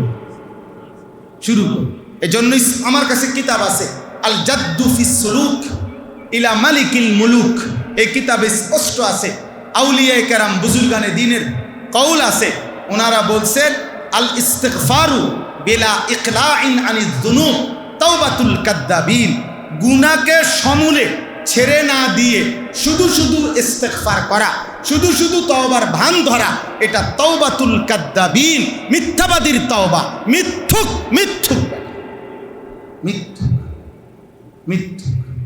এ বেটা এই মাত্র টাকা এগুলো রাইখে আসছে, আপনার কইতেছে ওই লোকেরে আপনারে আমি 5টা মিনিট সালামটা ফিরাইয়ে আমি আইতে আসি। এরপর ইমাম সাহেবের সাথে বলে গেল আস্তাগফিরুল্লাহ রাব্বি ওয়া আতুবু ইলাইহি, এখানে তওবা করলো, ইস্তেগফার হলো, গিয়ে সুদের টাকা গনে। এটা কি আস্তাগফিরুল্লাহ কিসের? হ্যাঁ, এটা আস্তাগফিরুল্লাহ কথা বলে। এবার আপনার পকেটের মধ্যে বিড়ি, পকেটে বিড়ি দেখা যায়, সিগারেটের প্যাকেট, এবার আস্তাগফিরুল্লাহ রাব্বি ডোলেন কিতেন পাটপারি করেন, হ্যাঁ কার লগে মস্কারি করেন, ফাজলামি করেন, কি তো কিসের তোবা, কি এর আস্তাগফিরুল্লাহ কইতেছে? গুনার জায়গা, মিথ্যার জায়গায়, চুরির জায়গায়, ওজন কম দেওয়ার জায়গায়, সুদের জায়গায়, কিস্তির জায়গায় উনি একটু ভর আস্তাগফিরুল্লাহ রাব্বি। ও টেলিভিশনের দিকে তাকাইয়া রইছে, তাকাইয়া বলতেছে আস্তাগফিরুল্লাহ। কিও দুনিয়াটা কি শুরু হইল? আপনি যেটি দেখতেছেন এগুলো শুরু হয়েছে, দেখেন না আপনি তো চাইয়ে দিয়েছে, কি শুরু হয়েছে আপনি বুঝছেন না? আস্তাগফিরুল্লাহ, এইসা আস্তাগফিরুল্লাহর উপরে আস্তাগফিরুল্লাহ, এমন আস্তাগফিরুল্লাহর উপরে কি, এমন তওবার উপরে তওবা। এটা মজার একটা ঘটনা আছে, হাকিমুল উম্মত না করাচি হজরত কুতবে আলম হজরত মৌলানা শাহ হাকিম মোহাম্মদ আখতার রহমতুল্লাহ আলাইহ, ছোট্ট ঘটনা। হজরত হজ্জে যাইতেছেন, পাকিস্তানের বড় হজরত ছিলেন করাচি হজরত। তো হজ্জের সফরে বিমানের মধ্যে ওনার সাথে যে হাজি সাহেব, বিমানে দুইজন এক পাশাপাশি সিটে বসছে, উনিও হাজি সাহেব পাকিস্তানের। তো এই হাজি সাহেব আপনার এহরাম পরা, হজরতও এহরাম পরা, যাইতেছে হজ্জে মক্কা শরীফ। তো বিমানের যেই মহিলাগুলো আপনার বিমানবালা, কথা বুঝছেন, এগুলা তো খাদ্য খাবার নাস্তা পানি এগুলো দেয় না, এগুলোর তো সুন্দরী মহিলা আর কাপড় চোপড় কম, কোম্পানি দুর্বলের কারণে ওই দুইজনের একজনের কাপড় দেয়। তো এই কারণে আপনার এরা যে ব্যবস্থায় পোশাকে আছে, এই হাজি সাহেব ওই যে উনি হজরতের পাশে বসা বেচারা বেখেয়ালে ওই বেডিগো দিকে ছায়া তাকায়া বলতেছে হজরত আস্তাগফিরুল্লাহ, এ কেসা মঞ্জার, মানে এটা কি দৃশ্য, এই যে মহিলাগুলার এমন অবস্থা, আস্তাগফিরুল্লাহ। হজরত তখন বলছে ভাই তেরি আস্তাগফিরুল্লাহ পর আস্তাগফিরুল্লাহ,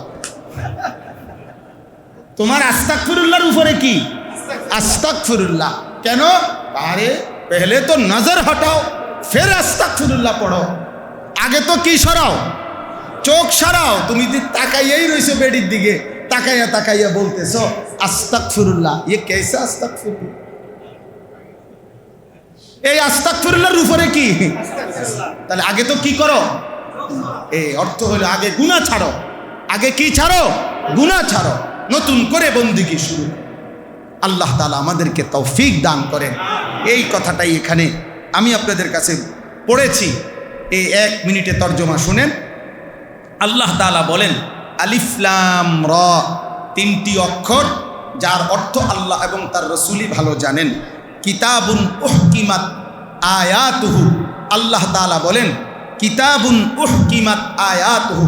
এই এক শব্দের অনেক ব্যাখ্যা, বাকি এতটুকু কথা যে আল্লাহ তাআলা বলেন, বন্ধু যেই কোরআন আমি নাজিল করেছি এর সকল বক্তব্য, সকল বিধান, প্রত্যেকটি হুকুম, শরীয়তের প্রত্যেকটা আইন, প্রত্যেকটা বিধান, প্রত্যেকটা ফয়সালা উহকিমাত, শতভাগ যুক্তি, প্রমাণ, ইনসাফ, পরিবেশ, যুগ, চাহিদা, সর্বযুগে সর্বকালে শতভাগ মজবুত, সুদৃঢ়, যৌক্তিক, ইনসাফপূর্ণ। ইনসাফ। এজন্য আমরাও যদি কেউ কোনোদিন পৃথিবীর কোনো নাস্তিক কিংবা কোনো মুরতাদ অথবা কোনো ভদ্রবেশী মুসলমানকেও মনে করেন, আমরাও যদি কেউ বুঝাইতে নাও পারি, তারপরও এটাই সত্য, আল্লাহর কোরআনের বিধান, শরিয়ার আইন ইনসাফপূর্ণ, যৌক্তিক। এটাই সত্য। এবং বুঝাইবার জন্য ইনশাআল্লাহ, হয় আমি পারলাম না, ওয়া ফাওকা কুল্লি যি ইলমিন আলিম, ইনশাআল্লাহ আল্লাহর জমিনে হর জামানায় আল্লাহ তাআলা তার কোরআনের বিধান বুঝাইয়া বলার জন্য উপযুক্ত, লায়েক, মজবুত আলেমে দ্বীন তৈরি করেছেন, করতে থাকবেন। কিতাবুন উহকিমাত আয়াতু, মুহকাম, মজবুত, সুদৃঢ়, যুক্তিতে, প্রমাণে। সুম্মা ফুসসিলাত মিন লাদুন হাকীমিন খাবীর, অতঃপর আল্লাহর পক্ষ থেকে এই কোরআনের বিস্তারিত বিধান, আয়াত পাঠানো হয়েছে। এরপরে আল্লাহ বলেন, হে নবী, আপনি প্রথম এই কথাটা আমার বান্দাদেরকে বলেন, আল্লাহ তা'বুদু ইল্লাল্লাহ, কোনো অবস্থাতে আল্লাহ ভিন্ন অন্য কারো ইবাদত করো না। তাহলে ইবাদত করতে হবে কার? আল্লাহ। ইমানের বিশুদ্ধতা, ইবাদতের বিশুদ্ধতা, আল্লাহর সাথে সম্পর্কের বিশুদ্ধতা ঠিক রাখতে হবে। প্রথম জরুরি আল্লাহর সাথে সম্পর্ক ঠিক রাখা। কার সাথে সম্পর্ক ঠিক রাখা? ইন্নানি লাকুম মিনহু নাযীরুম ওয়া বাশীর, নিশ্চয়ই আমি, নবীকে আল্লাহ বলছে, আপনি বলেন নিশ্চয়ই আমি আল্লাহর পক্ষ থেকে তোমাদেরকে জাহান্নামের ভয়ও দেখাচ্ছি, জান্নাতের সুসংবাদও শোনাচ্ছি। সুবহানাল্লাহ। এরপরে এই যে কথাটা বলে শেষ, ওয়া আনিস্তাগফিরু রাব্বাকুম সুম্মা তুবু ইলাইহি, আল্লাহ তাআলা বলেন, হে নবী আপনি বলে দেন, হে আল্লাহর বান্দারা, তোমরা সকলেই যাবতীয় গুনাহ ছেড়ে ইস্তেগফার করো, ক্ষমা প্রার্থনা করো। সুম্মা তুবু ইলাইহি, অতঃপর আমল শুরু করে আল্লাহর নিকট তওবা করো, মানে ফিরে আসো। আল্লাহ বলেন, যদি ইস্তেগফার এবং তওবা ঠিকমতো করতে পারো, আমি আল্লাহ দুইটা পুরস্কার দেব। কয়টা? এক, ইউমাত্তিউকুম মাতাআন হাসানান ইলা আজালিম মুসাম্মা, বাকিটুকু হায়াত, দুনিয়ার বাকিটুকু জীবন, যেটুকু তোমার হায়াত, ওইটুকুতে দুনিয়ার সমস্ত প্রয়োজনীয় তোমার উপকরণ আমি সর্বোত্তম, পবিত্র, হালাল, বৈধ যা তা দিয়ে তোমার পূরণ করে দেব।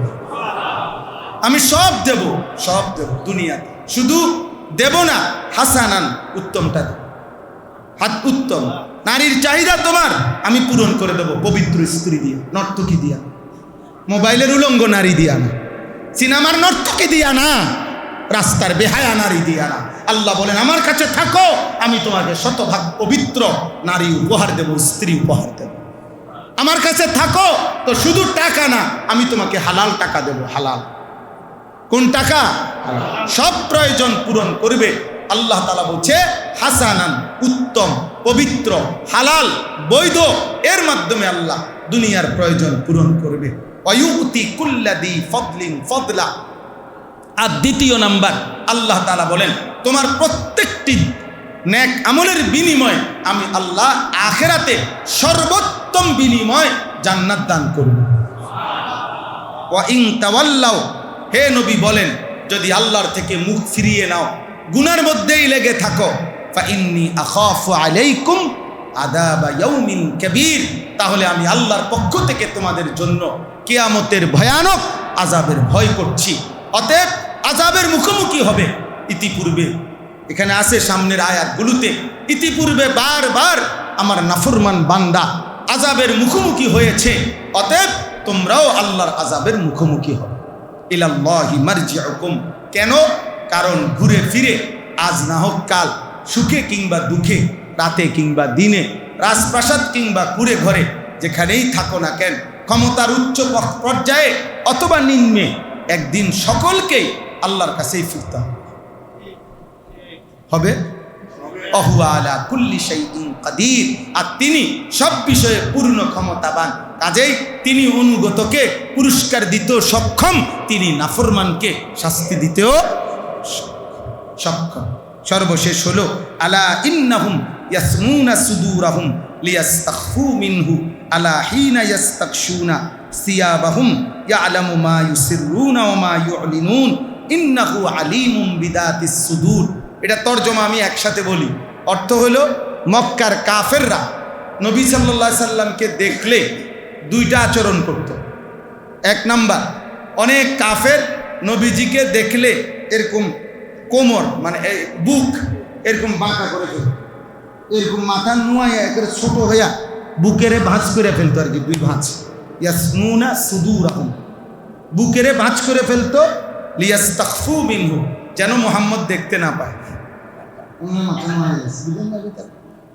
এই হলো এক বদভ্যাস ছিল। দুই নাম্বার হলো, মাঝে মধ্যে তারা আল্লাহর নবীর বিরুদ্ধে পরামর্শ করার জন্য নিজেরা চাদর দিয়া একেবারে শরীর ঢাইকা, মুখ ঢাইকা, আস্তে আস্তে চুপে চুপে কথা বলতো আসিররু কওলাকুম লিআন লা ইয়াসমা ইলাহা মুহাম্মদ, আস্তে আস্তে কও, আস্তে, মুহাম্মদের খোদা যেন শুনতে না পায়। আল্লাহ তাআলা বলেন আলা হিনা ইয়াস্তাকশুনা থিয়াবাহুম ইয়ালামু মা ইউসিররুনা ওয়া মা ইউলিনুন। বন্ধু বলেন, ওরা যখন চাদর দিয়ে শরীর ঢাইকা গোপনে গোপনে বলে অথবা জোরে বলে, আল্লাহ সবই শুনে। তিনি শুধু শুনে না, তারা যদি না বলে মনে মনেও যদি কল্পনা করে, ইন্নাহু আলিমুম বিদাতিস সুদূর, অন্তরের গভীরে যা আছে আল্লাহ তাও জানে কিনা বলেন। অতএব আল্লাহ থেকে সুযোগ আছে আমার কিংবা আপনার, অনুগত কিংবা অবাধ্যের, ইমানদার কিংবা বেঈমানের নাই, কারো সুযোগ নাই, কারো সুযোগ নাই, কারো সুযোগ নাই। অতএব যেই সত্য, যেই বাস্তবতা আমাকে গ্রহণ করতেই হবে, আমাকে আল্লাহর মুখোমুখি হতেই হবে, আমাকে মৃত্যুবরণ করতেই হবে, আমাকে কবরে যেতেই হবে, আমি চাই বা না চাই, ইচ্ছা হোক বা অনিচ্ছা হোক, তাহলে যেই সত্যের মুখোমুখি আমি হবই, বুদ্ধিমান বিবেকবান হিসাবে উচিত সেই সত্যের জন্য প্রস্তুতি নেওয়া। কি বলেন? প্রস্তুতি নেওয়া উচিত। যে বাস্তবতার মুখোমুখি আমি হবই, ওই বাস্তবতাকে মেনে নিয়ে আল্লাহর ইবাদত করা, এটাই বিবেকের দাবি, ইনসাফের দাবি, যুক্তির দাবি, ইমানের দাবি। আল্লাহ আমাদের সবাইকে কবুল করে নেন। আজকের এই মোবারক ইসলাহি মজলিস আল্লাহ তাআলা ভরপুর কবুল করে নেন। আমরা নিয়মিত চেষ্টা করব আল্লাহওয়ালা বুজুর্গানে দ্বীনের ইসলাহি মজলিসে যাওয়ার। আল্লাহ আপনাদেরকে তৌফিক দেন, কবুল করেন। আগামী শনিবার, আজকে শনিবার, আগামী শনিবার 13 তারিখ আমার একটা মাদ্রাসা আছে কুমিল্লা ক্যান্টনমেন্ট, ময়নামতি সাহেবের বাজার, ক্যান্টনমেন্টের পাশেই। মুসলমানদের 14 বছর থেকে 30 বছর বয়সী যত স্কুল কলেজ ইউনিভার্সিটির ছেলে অথবা পড়ালেখা করে না কিন্তু মাদ্রাসার ছাত্র না, এমনি ছেলে, এরকম সকলের জন্য সকাল 8টা থেকে রাত 9টা পর্যন্ত দিনব্যাপী তারবিয়াতি কোর্স হবে। আমরা কয়দিন পর পরই করি আমার মাদ্রাসায়, এটা মুসলিম কিশোর যুবক নওজোয়ানদের জন্য। আগামী শনিবারে এটা হবে সকাল 8টা থেকে দুপুর 1টা পর্যন্ত। অজু, নামাজ, সূরা, কেরাত, দোয়া, কালাম, রুকু, সেজদা, যেটুক সম্ভব নির্ধারিত সিলেবাস আছে আমাদের, ওইটা শেখানো হবে। দুপুর 2:30টার থেকে এশা পর্যন্ত ধারাবাহিক কিশোর যুবক নওজোয়ানদের জন্য ইসলাহি বয়ান হবে। আমার শায়েখ আল্লামা মুফতি মুশতাকুন নবী সাহেব আসরের পরে বয়ান করবেন। আমাদের প্রিয় ভাই, বাংলাদেশের অন্যতম প্রথিতযশা আলেমে দ্বীন আল্লামা মুফতি আরিফ বিন হাবিব মাগরিবের নামাজের পরে বয়ান করবে। আমরাও আল্লাহ যদি হায়াতে বাঁচায় থাকবো ইনশাআল্লাহ। যুবক ভাই যারা আছেন, যারই সুযোগ হয়, 13ই জুন রোজ শনিবার সকাল 8টা থেকে রাত 8টা মানে 9টা পর্যন্ত, এশা পর্যন্ত, গাড়ি ভাড়া দিয়ে শুধু যাইতে হবে, গাড়ি ভাড়া দিয়ে আসতে হবে। সকালের নাস্তা, দুপুরের খাবার, রাতের খাবার ইনশাআল্লাহ এটা আল্লাহর দয়ায় আমরাই ইন্তজাম করব। কেউরে কোনো টাকা টোকা দিতে হবে না, শুধু যাবে, দিন শিখবে। আমার স্বপ্ন আমরা বড় জায়গা কিনছি, বড় একটা মাদ্রাসা করতে চাই, যেই মাদ্রাসায় মুসলিম কিশোর যুবক, স্কুল কলেজ ইউনিভার্সিটি পড়ুয়া কিংবা বয়স্ক মুরব্বী সাধারণ মানুষ বছরের যেই কোনো দিন যে কোনো সময় যেটুকু সময় নিয়ে আসবে, দিন শিখবে, এরকম একটা মাদ্রাসার কার্যক্রমের জন্য আমি 115 শতক জায়গা একসাথে কিনছি। 1 একর 15.5 শতক, প্রায় 2,67,00,000 টাকা জায়গার দাম। সারা বাংলাদেশ থেকে অগণিত মুসলমান আমাদের ওই মাদ্রাসার জায়গায় 4,200 টাকা করে এক নামাজের মুসল্লা পরিমাণ জায়গার দাম দিছে। অনেক আল্লাহর বান্দা পুরুষ নারীরা দিছে। আমরা জায়গায় জায়গায় কাগজ দেই, হ্যান্ডবিল দেই, বিকাশ নাম্বার, অ্যাকাউন্ট নাম্বারওয়ালা। যদি কারো সুযোগ হয় আপনারাও শরিক হইতে পারবেন 4,200 টাকা দিয়ে। আমাদের আশা যে আসবে যখন দিন শিখবে তখন, যার সময় যতক্ষণ দিন শিখবে ততক্ষণ, এটা আমার স্লোগান। আল্লাহ তাআলা তৌফিক দান করেন। আপনারা যারা আছেন নওজোয়ান ভাই, কিশোর ভাই, আমাদের প্রত্যেকের কাছে অনুরোধ, আমরা ওলামায়ে কেরামের তত্ত্বাবধানে এই মসজিদেও দাওয়াত ও তাবলীগের যেই মেহনত চলে, এখানের যেই সাথীরা, তাদের সাথেও আপনারা জুড়ে 3 দিনের জন্য 40 দিনের জন্য দাওয়াত ও তাবলীগের মেহনতে ওলামায়ে কেরামের তত্ত্বাবধানে যাওয়ার চেষ্টা করবেন। আমি নিজেও আলহামদুলিল্লাহ মাহফিল ওয়াজের ব্যস্ততার ভিতর দিয়েও দাওয়াত ও তাবলীগে পৃথকভাবে সময় দেওয়ার চেষ্টা করি। এই বছর ইনশাআল্লাহ জুলাই মাসের 24 তারিখ শুক্রবার জুমার নামাজের পরে রাত্রে ইনশাআল্লাহ আমি আল্লাহর রাস্তায় 40 দিনের জন্য চিল্লায় বের হব। এইবার আল্লাহ চাহে তো আমার সাথে আশা করি এই পর্যন্ত প্রায় 50 থেকে 70 জন আমাদের সাথেও বের হবে ওলামা এবং সাধারণ মানুষের মধ্য থেকে। এখানেও যারা আছে আপনারা আপনাদের অঞ্চলে 3 দিনের জন্য 40 দিনের জন্য ওলামায়ে কেরামের তত্ত্বাবধানে দাওয়াত ও তাবলীগের মেহনতে জুড়বার চেষ্টা করবেন। ইলাইহি ইউমাত্তিউকুম মাতাআন হাসানান ইলা আজালিন মুসাম্মা ইলা আজালিন মুসাম্মা ওয়া ইউতি কুল্লাযী ফাদলিন ফাদলা ওয়া ইন তাওয়াল্লাউ ফাইন্নী আখাফু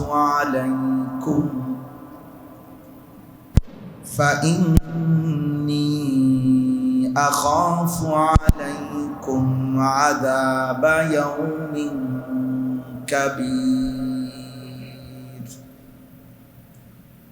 ইলাল্লাহি মারজিউকুম ওয়া হুয়া আলা কুল্লি শাইইন কাদির আলা ইন্নাহুম ইয়াসনুনা সুদুরাহুম লিয়াস্তাখফু মিনহু আলা হিনা ইয়াস্তাগশুনা থিয়াবাহুম ইয়ালামু মা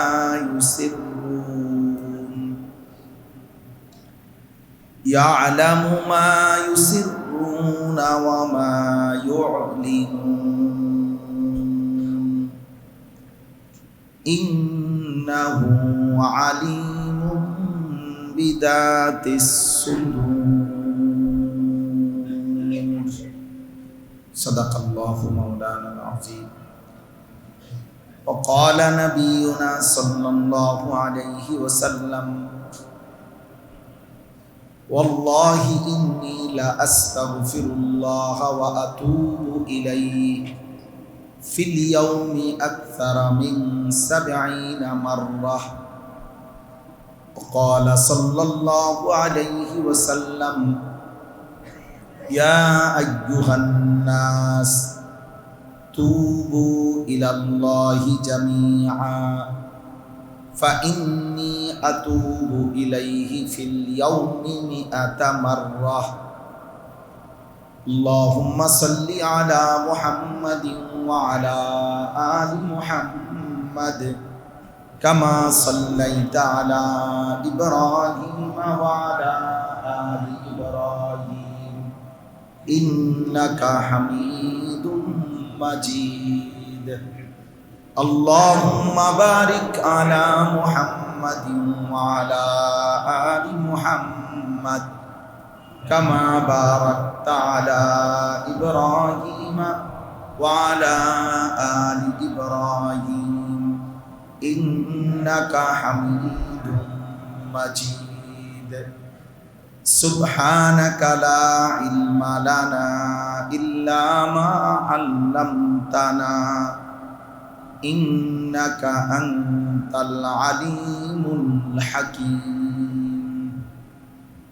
আলহামদুলিল্লাহ, আল্লাহ পাক রব্বুল ইজ্জত যুল জালাল ওয়াল ইকরামের ফজল কারম, রব্বুল আলামিনের অপরিসীম ইহসান, মেহেরবানি, দয়া, আল্লাহ তাআলা আমাদেরকে আজ 6 জুন 2026 রোজ শনিবার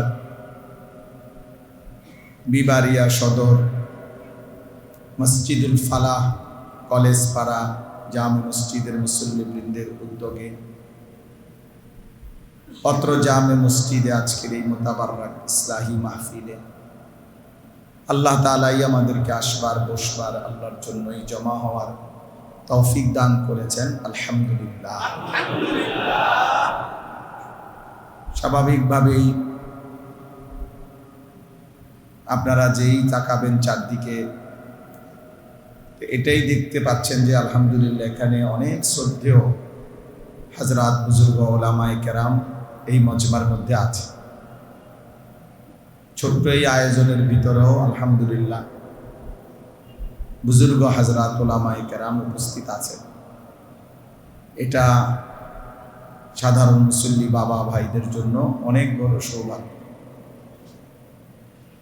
কোরআনুল কারীমের মধ্যে আছে সূরা কাহফের মধ্যে আল্লাহ তাআলা নবী সাল্লাল্লাহু আলাইহি ওয়াসাল্লামকে বলছেন, ওয়াসবির নাফসাকা মা'আল্লাযীনা ইয়াদউনা রাব্বাহুম বিল গাদাতি ওয়াল আশি ইউরিদুনা ওয়াজহ। নবীজিকে আল্লাহ তাআলা সরাসরি নবীকে বলছেন যে আপনি আপনার নিজেকে মজবুতভাবে ধরে রাখেন, তাদের সঙ্গী হয়ে থাকেন মজবুতির সাথে, আল্লাহর সন্তুষ্টির জন্য সকাল সন্ধ্যা যারা আল্লাহকে ডাকে তাইলে আল্লাহ তাআলা নবী সাল্লাল্লাহু আলাইহি সাল্লামকেও পর্যন্ত বলছেন উত্তম আল্লাহর নেক বান্দাদের সঙ্গী হয়ে থাকতে, যারা সকাল সন্ধ্যায় আল্লাহকে ডাকে, আল্লাহর ইবাদত করে। তাফসীরের মধ্যে আছে নবী সাল্লাল্লাহু আলাইহি সাল্লাম উপস্থিত সাহাবাদেরকে বলছেন যে আল্লাহ তাআলা আমাকে পর্যন্ত বলছে তোমাদের সঙ্গী হয়ে থাকতে। মানে যেন নবী সাল্লাল্লাহু আলাইহি সাল্লামের হাতে গড়াই মানুষ ওনারা, আবু বকর, ওমর, উসমান, আলী, তালহা, জুবায়ের, সাদ, মুআজ, আবু হুরায়রা সবই তো নবীজির হাতেই গড়া। কিন্তু এরপরেও আল্লাহ তাআলা বলছেন তবু আপনি নিজেকে তাদের সাথেই বেঁধে রাখেন। তাহলে আল্লাহর নেক বান্দাদের সোহবত, সান্নিধ্য, ওনাদের সাথে বসা, এটা অনেক বড় নিয়ামত, যেটা আল্লাহ তাআলা তার শ্রেষ্ঠ নবীকে পর্যন্ত আদেশ করছে। কোরআনুল কারীমের মধ্যে আল্লাহ তাআলা বলছেন ওয়াত্তাবি' সাবিলা মান আনাবা ইলাইয়া। আমার যে সকল বান্দাগণ আমি আল্লাহর দিকে ঝুঁকে আছে আপনি তাদেরকে অনুসরণ করেন। এই আয়াতের দ্বারাও স্পষ্ট বোঝা গেল যে আল্লাহর যে সমস্ত বান্দা আল্লাহর দিকে ঝুঁকে আছে, আল্লাহর ইবাদত, বন্দিগি, ঈমান, আমলের সাথে, অন্যান্যদেরকে বলছে যে তাদেরকে অনুসরণ করতে, তাদের সাথেই, তাদের পিছনেই নিজেদেরকে রাখতে।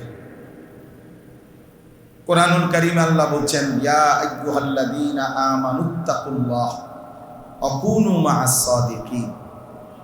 হে ঈমানদারগণ, তোমরা আল্লাহকে ভয় করো, তাকওয়া অর্জন করো, আর সর্বদাই আল্লাহর প্রিয় বান্দা, সত্যবাদী বান্দা, নেককার বান্দা তাদের সঙ্গী হয়ে থাকে।